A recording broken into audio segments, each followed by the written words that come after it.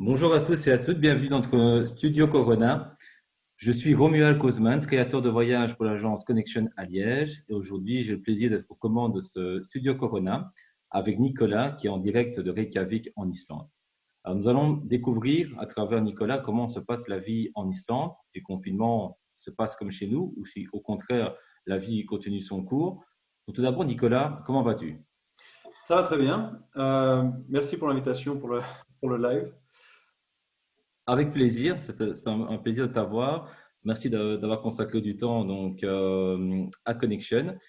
Voilà, donc on a déjà un peu parlé avant de démarrer ici le studio Corona, que visiblement le virus est un peu gelé en Islande. Est-ce que c'est vraiment le cas? Alors, c'est vrai qu'il n'y a pas énormément de cas en Islande. On tourne à peu près à 1800 maintenant et il n'y a pas eu de nouveaux cas annoncés et découverts depuis une semaine maintenant. D'accord, bah Donc, ça va. c'est vraiment une très bonne nouvelle, déjà pour nous, Européens, d'apprendre de telles choses. Est-ce que ça peut t'expliquer aussi par le fait que l'Islande est un pays quand même qui est 3 fois et demi plus grand que la Belgique, mais qui compte moins de 400 000 habitants? Peut-être que le fait d'avoir si peu d'habitants, on peut plus facilement contrôler le virus. Et j'ai entendu également qu'il y a pas mal de tests qui sont aussi effectués sur les habitants en Islande. Est-ce que c'est une vérité? Alors, effectivement, la faible population est un vecteur de contrôle. Il y a 360 000 habitants, quelque chose comme ça. Et il y a aussi un seul point d'entrée au niveau du pays, donc, qui est l'aéroport de Keflavik. Donc, ça a été facile de tracer l'épidémie et de voir en fait d'où venait l'infection, avec via quel vol ça s'était propagé. Mais il y a aussi une volonté de contrôler le virus et vraiment de le prendre au sérieux dès le début. Et beaucoup de gens qui ont été mis en quarantaine dès en fait, les premiers cas annoncés et des mesures de distanciation sociale qui sont aussi inhérentes plus ou moins à la culture La du pays. culture islandaise, tout à fait. Et parle-nous un peu de toi aussi, parce que je sais que tu es français, que tu viens de Cahors, donc une ville à 100 km de Toulouse, donc en France, et Mhm. donc tu habites maintenant à Reykjavik. Comment es-tu arrivé là-bas? Voilà, dis-nous un peu tout. Alors, je faisais mes études à Toulouse et j'ai eu la chance de pouvoir faire un échange d'un an à Reykjavik. Mhm. Et j'y ai trouvé vraiment un mode de vie vraiment très très agréable. J'ai pu voyager énormément là-bas. Et donc, après être rentré en France après mon échange, je suis reparti un an plus tard pour faire mon master à Reykjavik, une nouvelle fois. Et à l'issue de mon master, j'ai trouvé un stage chez Icelander à Francfort. Donc, j'ai déménagé là-bas. Ils m'ont offert un travail. Et un an et demi plus tard, on m'a proposé de retourner au siège en Islande. Et j'ai accepté. Et du coup, ça fait maintenant 3 ans, depuis 2017, que D'accord, je vis à Reykjavik. d'accord, ok, super. Bah, c'est une bonne chose pour toi. Et maintenant, au niveau de tout ce qui est coronavirus, donc tu as continué à vivre normalement, ou tu as dû vivre un peu plus confiné quand même malgré tout? Alors, il faut savoir que le gouvernement et les entreprises ont dit à tout le monde, à toutes les personnes qui pouvaient rester chez elles, de rester chez elles, en fait, et de travailler de chez soi, en Ouais, télétravail. Il y a des mesures qui ont été prises, donc évidemment, tout ce qui est salle de sport, piscine publique et bain chaud ont été fermés, ouais. et, ainsi que toutes les excursions, donc toutes les activités qui pouvaient regrouper beaucoup de gens. Les restaurants, eux, se sont très vite adaptés et ont proposé des menus à emporter. D'accord. Et du coup, ça a pu conserver quand même une certaine activité, une certaine idée de la normalité. Les supermarchés sont restés ouverts. Il n'y avait pas vraiment de confinement, en fait. Ouais. On pouvait quand même sortir, mais tout le monde était. On a conseillé à tout le monde de rester plus ou moins isolé et de sortir en cas de nécessité seulement. C'est ça. Donc tous les restaurants sont restés ouverts, mais ils faisaient du à emporter, je veux dire, à la place. Mais les restaurants restaient bien ouverts En grande partie, oui. en Et pas grande seulement, partie. donc, pas seulement les fast-foods, mais aussi des restaurants tout à fait normaux se sont vraiment adaptés. D'accord. Et alors, j'ai une autre question aussi pour toi. Donc, tu es à la source, tu travailles pour Icelandair. Mhm. Je pense que tout le monde ne sait pas, mais il y a des vols directs donc de Bruxelles donc à Reykjavik, ce qui est quand même extraordinaire. Et la durée de vol n'est que de 3h15. Donc, ça, c'est quelque chose aussi de très positif, en sachant que le décalage horaire de 2 heures actuellement, c'est-à-dire Mhm. qu'en décollant à 2 heures, ben, on arrive à 3h15 de l'après-midi déjà à Reykjavik. Donc, ça, c'est déjà une belle opportunité. pour découvrir l'Islande donc rapidement. Euh, Toi qui travailles pour la compagnie maintenant, j'ai entendu dire qu'on compte vraiment relancer le tourisme et les vols à partir du 15 juin, donc réouvrir vraiment les frontières. C'est déjà acté, c'est déjà quelque chose qui est sûr. Oui, c'est quelque chose qui est sûr. Le, le Premier ministre donc a parlé et effectivement, c'est le 15 juin, le pays va rouvrir, donc pour tout le monde, avec bien sûr certaines réserves, euh, notamment euh, d'être bien sûr sain vis-à-vis du virus. Il y a des Mhm. tests qui vont être pratiqués à l'arrivée, ou alors il va falloir fournir un certificat qui sera récent, évidemment, C'est ça. pour montrer qu'on n'a pas le virus. Sinon, il faudra observer une quarantaine de 15 jours, D'accord, d'accord. 14 jours. Ouais, ouais, c'est ça, ouais, une quarantaine de 14 jours, c'est ça, tout à fait. Alors, enfin, moi, j'ai la chance d'avoir été en Islande donc en décembre 2018, donc il y a pas très longtemps finalement, il y a un an et demi. J'ai déjà été assez comme étonné positivement du fait que malgré que les journées sont vraiment très courtes, hein, donc en ce moment-là de l'année, c'est pas dérangeant parce que disons que quand la lumière est là, elle est tellement belle qu'on rentabilise cette lumière sur quelques heures où elle est présente durant la journée. Mais maintenant, je veux dire, pour toi, quelle est la meilleure période pour visiter l'Islande et quelle est la période la plus déconseillée? Ou il n'y en a C'est pas peut-être, il y en a peut-être pas. Non, non, c'est une question difficile en fait, parce qu'il n'y a pas vraiment de bonne ou de mauvaise période pour visiter l'Islande. Ça dépend vraiment de ce qu'on veut voir. C'est-à-dire qu'en hiver, effectivement, enfin en hiver, vraiment décembre, janvier, les jours sont très courts, à peu près 3, 4, 5 heures de lumière. Mais il y a une atmosphère particulière et une lumière aussi qu'on ne retrouve pas en Europe, enfin, de mon expérience en tout cas. Et même s'il faut donc planifier vraiment son voyage et tirer parti des heures de jour, on peut voir des choses vraiment très belles. Déjà le pays sous la neige, en partie, Mhm. et donc les aurores boréales qui sont présentes. La meilleure période pour les voir, en fait, c'est entre septembre et mars. Et voilà. Et en fait, si on veut y aller l'été, c'est aussi possible. Et il y a la journée qui est constante, donc presque tout le temps même, aujourd'hui déjà. Le jour se lève vers 4h, 4h15 en ce moment, et se couche vers 22h30. Ouais. Donc ça laisse énormément de temps pour faire des choses, et ça ne va qu'en ordre croissant, en fait, jusqu'à fin juin. Jusqu'à fin juin, où Ça, là, tu as ça le donne, soleil minuit encore, alors. voilà, c'est ça. Ouais. On peut encore très bien lire un journal dans la rue à 2h du matin en juin. C'est super, ouais, ça c'est vraiment une très bonne chose aussi de pouvoir s'imaginer comme ça qu'on a de la lumière à minuit passé. Souvent, on a Ça un petit donne, peu, ici en Belgique, un peu l'impression que Saint-Pétersbourg, que son soleil de minuit, on entend moins parler du soleil de minuit de l'Islande, mais ça existe aussi évidemment là-bas. Et je veux revenir par rapport évidemment aux aurores boréales qui sont un peu la marque de fabrique de l'Islande. C'est un petit peu, on associe toujours l'aurore boréale, je veux dire, à l'Islande. Euh, Moi, j'ai la chance d'en voir une donc en décembre 2018.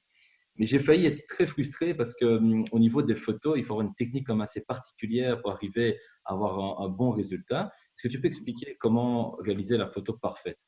Alors, que ce soit avec un appareil photo classique ou maintenant il y a énormément de smartphones qui proposent un mode pro, il y a quelques paramètres à régler en fait, notamment euh, la vitesse d'exposition, c'est-à-dire le temps que la photo va prendre pour se prendre en fait, et régler les ISO qui sont la manière de capter la lumière. Et du coup, il va falloir régler ça au maximum pour que l'appareil photo puisse capter le maximum de lumière et qu'elle soit bien visible sur la photo.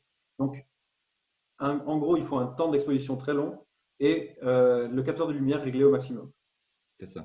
Voilà. Et surtout, ne pas bouger. Donc, le mieux, c'est d'avoir un trépied D'avoir et votre pièce. de Ouais, poser l'appareil ou le téléphone quelque part. ouais, Et c'est c'est ça. là qu'on a les meilleurs résultats. Ce qu'il faut savoir aussi, c'est que quand on n'est pas trop sûr de savoir si c'est une aurore boréale ou pas, parce que des fois elles sont Ouais. un peu effacées, Mhm. l'appareil photo justement ou le téléphone ont un meilleur œil que nous et on peut déterminer vraiment si c'est une aurore ou pas en prenant une photo et en voyant après du coup si c'était C'est bel et ça. bien ça. tout à fait, tout à fait. Mais c'est très important parce que moi, j'ai comme la chance de tomber sur une personne espagnole qui était sur place et qui faisait des photos magnifiques et qui m'a expliqué la technique une fois arrivé sur place. Mais j'étais content d'être tombé sur lui parce que j'aurais été Oui. frustré de rentrer de mon séjour d'Islande. On a vu des aurores boréales, mais sans avoir la preuve que je les ai réellement vues, on va dire, donc sur place. Voilà, donc ça c'est comme je pense important que tout le monde soit bien mis au courant de ça. Alors, on parlait aussi par rapport donc la vie qui continue son cours. Donc nous on a eu la chance aussi d'aller au Secret Lagoon, donc qui est une source d'eau chaude naturelle. Donc c'est une expérience incroyable où nous on s'y est rendu, il faisait la température frôlait les 0 degrés, il y avait un petit peu de la neige et l'eau était à 38 degrés. Ce qui est vraiment un phénomène que nous ne connaissons pas évidemment ici en Belgique. Et on voit aussi des différents geysers qu'on a aussi. On voit l'eau qui monte dans le ciel toutes les 5 minutes. Je veux dire, à ce niveau-là, est-ce qu'on peut continuer à accéder au Secret Lagoon, au Blue Lagoon aussi actuellement, ou il faut encore attendre un petit peu? Alors, il va falloir attendre encore un tout petit peu Oui, parce que je ne suis pas sûr pour le Secret Lagoon, mais le Blue Lagoon, en tout cas, est fermé jusqu'au 26 mai. oui, Donc, il va réouvrir, même si on entend des rumeurs comme quoi les choses pourraient ouvrir un peu plus tôt que prévu. Mais il faut savoir que les piscines publiques, qui en Islande, en fait, sont des infrastructures très, très développées, il y en a une à peu près pour 2500 habitants, donc c'est beaucoup.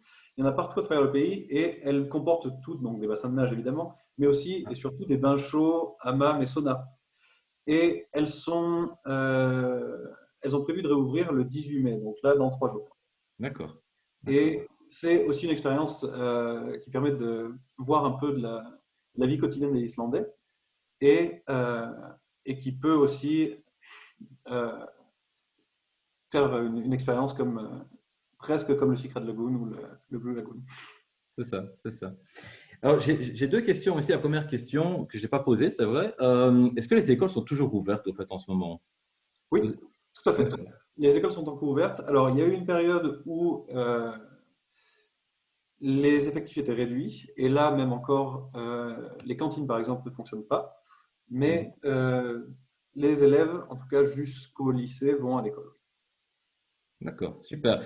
Et j'ai une deuxième question également de Géraldine ici, qui me demande, est-ce que c'est vrai qu'en Islande, il n'y a pas de moustiques? Oui, c'est vrai. Il n'y a pas de moustiques en Islande. Il y Jamais. a juste une ou deux zones un petit peu humides où il y a des espèces de petites mouches qui piquent un petit peu, mais ça ne fera pas des boutons et c'est incomparable aux moustiques. Donc, on est plutôt tranquille.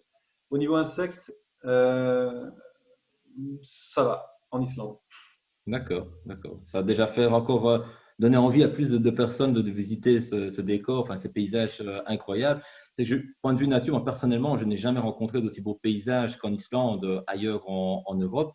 Et il y a vraiment une diversité aussi, je veux dire, géographique, naturelle qui est vraiment juste incroyable. Je veux dire, pour n'importe quel amateur de photos, c'est un terrain de jeu qui est unique. Il est très difficile de rater une photo en Islande, je trouve ici. Maintenant, je vais aussi parler au niveau des autres excursions, parce que donc on connaît donc voilà les aurores boréales, le Blue Lagoon, Secret Lagoon. Mhm. Maintenant, je sais aussi qu'on sait voir les baleines, on sait aller dans des tunnels de lave également. Est-ce que tout ça est toujours également ouvert ou va réouvrir prochainement? Est-ce qu'il y a encore d'autres activités aussi que tu peux peut-être conseiller également? Mhm, bien sûr. Alors, la plupart des excursions en ce moment sont suspendues Mhm. jusqu'au 15 juin. Mais voilà, ça fait encore partie des choses qui peuvent repartir un peu plus vite. Euh, Il y a des gens qui sont assez optimistes pour ça. Mais parce qu'il n'y a pas d'excursion, ça veut pas dire qu'il n'y a non plus rien à faire. Notamment autour de Reykjavik, il y a énormément de randonnées qui peuvent être faites. Ouais. Et après, tous les sites naturels sont naturellement ouverts. Donc, il suffit de louer une voiture, ce qui est encore possible, et tout le pays s'offre à vous, en fait. Que ce soit donc le Golden Circle, le Cercle d'Or, avec donc les geysers, euh, la cascade Gullfoss et le Mhm. parc naturel de Thingvellir, mais aussi en fait toute la côte sud, le Jökulsárlón, qui est un lac, enfin, une étendue d'eau salée avec un glacier qui jette des icebergs dans la mer, et tout le reste du pays. C'est ça, super. Bah, ça, c'est déjà, on est content de l'entendre, vraiment, de voir que tout ça est toujours possible et réalisable. Maintenant, ça ne me surprend pas. Je veux dire, j'ai toujours pensé que l'Islande, c'est vraiment le premier pays à refaire après le coronavirus, étant donné voilà, ces grandes étendues, ce fait qu'il n'y a qu'une seule entrée avec l'aéroport de Reykjavik ici, et que la population est vraiment très faible aussi. J'ai une autre question également de Nadine ici qui me demande un peu, qui s'interroge par rapport au coût de la vie en Islande. Euh, Nadine aimerait bien savoir quel budget il faut prévoir pour une semaine, en moyenne évidemment. Ah, je suis pas certain de pouvoir répondre à cette question à Par rapport à la 100%. France, peut-être un peu voir, comparer, toi qui es français, est-ce que le Mhm. coût de la vie donc, est plus élevé en Islande qu'en France? Oui, tout à fait. Le coût de la vie est plus élevé. Après, ça dépend où on est en France aussi. Quand on compare avec Paris, c'est assez similaire.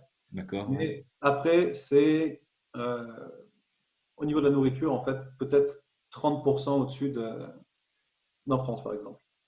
D'accord, Voilà. d'accord, ok. Euh, Ce sera pareil au niveau des hôtels ou location de voiture. Après, effectivement, hors saison, donc hors mai-septembre, Mhm. les prix sont moins élevés et on peut trouver de très bonnes affaires pour venir ici.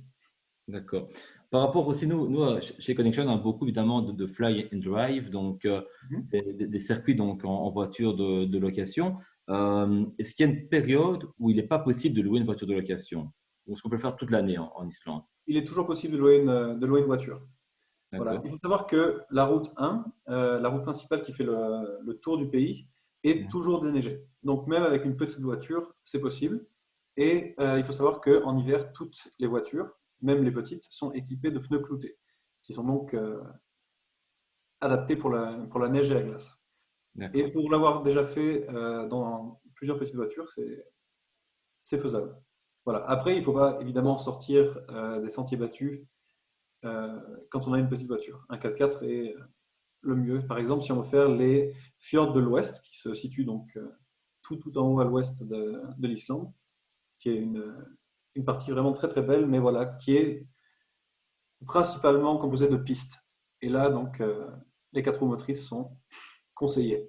D'accord. D'accord. Mais Mais pour la voilà, route 1, pas de problème. pardon, Mais pour la route 1, donc, il n'y a qui pas est de problème pour. professionnelle, pas de problème, n'importe quelle voiture fera l'affaire.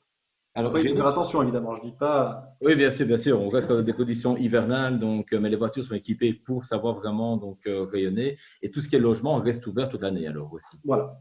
Évidemment. Donc, il n'y a pas de fermeture saisonnière. Donc, Non, non, non, non. ok. Tout reste ouvert. J'ai, pardon. Donc, j'ai une autre question ici de Martin Aka, qui lui est évidemment fan de Game of Thrones et qui me dit que certains lieux emblématiques sont visitables donc, en Islande en fonction des conditions climatiques. Donc, il me demande, est-ce que tu es fan de Game of Thrones? Est-ce que tu as déjà toi-même peut-être visité certains lieux emblématiques de Game of Thrones? Oui, Tu peux l'apprendre de d'ailleurs. la série et fatalement, j'ai visité des lieux de tournage. D'accord. Le Jökulsárlón, par exemple, du coup, le lac d'Iceberg, en était un. Il y a le lac Mývatn dans le nord du pays, qui est aussi un lieu de tournage, notamment dans les premières saisons. Et la grotte avec les sources chaudes à l'intérieur aussi, qui se situe donc près du lac Mývatn. D'accord. Donc ça, je veux dire, c'est pas accessible. Je veux dire, c'est une excursion d'un jour au départ de Reykjavik. Et là, il faut prendre une voiture. C'est comme plus éloigné quand même de la capitale. Oui, c'est un peu plus éloigné. Mais il y a plusieurs compagnies qui proposent des excursions Game of Thrones, D'accord. notamment. D'accord. Ok, ben ça c'est bon à savoir. C'est vraiment une nouvelle information là, que je viens d'apprendre. J'ai Nadine ici qui me repose une autre question. Mhm. Bon, je pense que j'ai la réponse à sa question aussi, mais elle me demande, entre guillemets, en Islande, est-ce que c'est safe de voyager seul? Est-ce qu'il y a un problème de sécurité? Non, il n'y a pas de problème de sécurité. Il est parfaitement possible de voyager seul. Aucun problème. Je confirme ça vraiment. Je trouve qu'il y a un sentiment de sécurité en Islande qui est juste incroyable. On a été à Reykjavik, on est rentré à 2 heures du matin un soir à pied à l'hôtel. Il n'y a vraiment aucun problème. Voilà, on sent vraiment qu'il y a, je pense, un taux de criminalité vraiment très faible en Islande. tout à fait. Et si on est inquiet, on peut venir en été et du coup, il fait jour tout le temps. Donc, Voilà, tout à fait. Ouais, ouais. ça aide aussi un peu à… Mais même justement au mois de décembre, de nouveau, moi Aucun c'était le mois de problème. décembre et voilà, le fait même qu'il faisait noir, il y avait vraiment aucun problème pour se promener Non, non, dans les c'est rues de Reykjavik. Donc, un pays avec un taux de criminalité qui est faible et qui est vraiment bienveillant, en fait. d'accord. Et alors, donc ici, normalement, à partir du 15 juin, Mhm. selon toi, on peut revenir en Islande. Oui, alors, à partir du 15 juin, du coup, l'Islande rouvre Mhm. officiellement, mais ça va dépendre du coup aussi des pays qui ouvrent leurs frontières aussi à leur tour. C'est ça. Ouais, ouais, ouais. Mais l'Islande, en tout cas, est prête à accueillir les Ah oui, touristes oui, et, oui, oui, et tout sera ouvert sans aucune exception. oui, tout à Voilà. fait. Ok. Ok. Alors, j'ai une petite question plus personnelle aussi. Euh, voilà, moi-même, évidemment, je connaissais l'Islande depuis de nombreuses années, vu Mhm. mon métier, je veux dire. Mais j'ai pas mal d'amis qui ont un peu connu l'Islande durant l'Euro 2016 en France, où les supporters islandais ont réellement, entre guillemets, mis une ambiance particulière avec le fameux clapping. Est-ce Mhm. que tu as ressenti quelque chose de différent ou une nouvelle clientèle qui a connu l'Islande grâce à ça? Tu me disais aussi que tu étais toi-même présent dans le stade lors du match Islande-France. Est-ce qu'il y a eu un engouement pour l'Islande grâce à ce clapping qui a fait comme une c'était positif, qui a donné un petit peu envie peut-être de découvrir cette population sympathique, je veux dire. Oui, bien sûr. La présence de l'Islande à l'Euro et donc leur parcours qui a été incroyable en fait, a vraiment, vraiment aidé à mettre le pays sur la scène et à attirer de nouvelles personnes pour venir voir ce pays. Et ben voilà. Et effectivement, pour avoir été au match France-Islande, c'était quelque chose qui était incroyable. L'ambiance, j'étais du côté islandais du coup, D'accord, et ouais. malgré la défaite, c'était fabuleux. Il y avait vraiment un véritable engouement, il n'y avait pas de mauvais esprit, c'était vraiment un très très très bon moment. D'accord. Mais justement, au niveau, parce qu'on a parfois tendance imaginer qu'en Islande, bon voilà, vu que c'est beaucoup vraiment une île nature, qu'il n'y a Mhm. peut-être pas vraiment de lieu de sortie à Reykjavik. Est-ce que c'est le cas ou est-ce qu'il y a moyen comme de sortir, d'aller boire un verre, d'aller en discothèque, que sais-je, enfin, de faire un peu la fête, je veux dire aussi pour une clientèle qui va en partie s'amuser aussi durant leur séjour. Oui, oui, oui, oui. Ouais, d'accord. Il y a moyen C'est de un faire oui la fête. franc. Il y a beaucoup de bars, il y a beaucoup de microbrasseries aussi qui ont été créées depuis les dernières années en Islande. Et il y a donc de très, très bonne qualité de bière notamment, hein, voilà, mais aussi des discothèques, des bars, il y a des activités. Enfin, non, en fait, Reykjavik est une vraie capitale, en fait, C'est ça, ouais. cosmopolite et avec de très très bonnes infrastructures, que ce soit pour le sport, que ce soit pour sortir, mais vraiment à taille humaine. D'accord, ouais. Et tout le monde parle anglais en Islande? Oui, oui, oui, Ouais, oui. ouais, Presque d'accord. sans exception. C'est ça. C'est ça. Et j'ai aussi une autre question par rapport aussi, on a un peu évoqué, je pense déjà les baleines. On sait aussi voir les baleines en zodiaque, donc au départ de Reykjavik. Est-ce que c'est toute la saison, ça, ou c'est une saison particulière? Alors, le whale watching est une activité qui est toute l'année, D'accord, ouais. vraiment. Il y en a toujours plus ou moins le long des côtes. Après, il y a des périodes qui sont mieux parce qu'elles se rapprochent pour se nourrir et en période de reproduction, mais je ne saurais pas vraiment dire quand est-ce que c'est. Je n'ai pas envie de dire une bêtise.